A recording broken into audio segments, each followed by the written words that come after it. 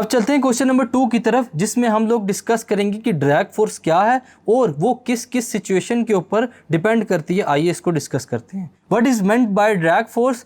क्या वो फैक्टर्स हैं जिनके ऊपर ड्रैग फोर्स जो एक्ट करती है upon a small sphere of radius R moving down through a liquid depend.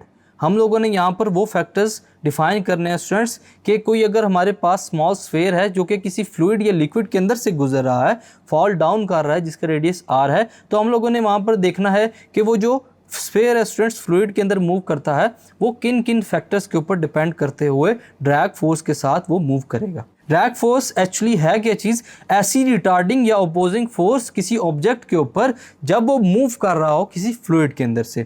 Factors ऐसे फैक्टर्स जो कि ड्रैग फोर्स के ऊपर डिपेंड करते हैं। Stokes' law states that the drag force acting on a small sphere of radius r moving down with velocity v through a liquid of viscosity eta। यहाँ पर हमारे पास एक स्मॉल स्फीयर है जिसका रेडियस r है, वो डाउन वर्ड्स मूव कर रहा है थ्रू द लिक्विड, तो उसकी वेलोसिटी वहाँ पर v होगी थ्रू द लिक्विड और विस्कोसिटी वहाँ पर उसकी होगी eta। सो ड्रैग फोर्स को हम लोग डिफाइन करते हैं F is equal to 6 pi eta rv।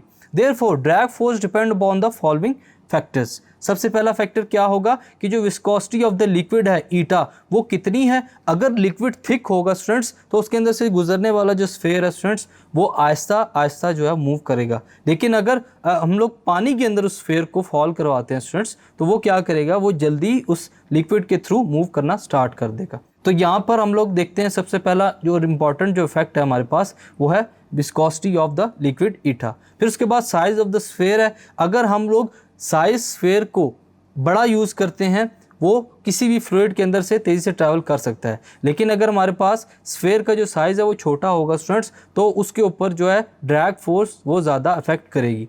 उसके बाद वेलोसिटी ऑफ द स्फीयर हम लोग देखते हैं कि कितनी फोर्स के साथ उसको फ्लूइड के अंदर इंटर करवाया जा रहा है, तभी वो डिपेंड करता है उस स्फीयर की वेलोसिटी के ऊपर। तो ये 3 इंपॉर्टेंट फैक्टर्स हैं स्टूडेंट्स जिसके ऊपर ड्रैग फोर्स डिपेंड करती है किसी भी मूविंग स्फीयर की through the liquid. Thank you.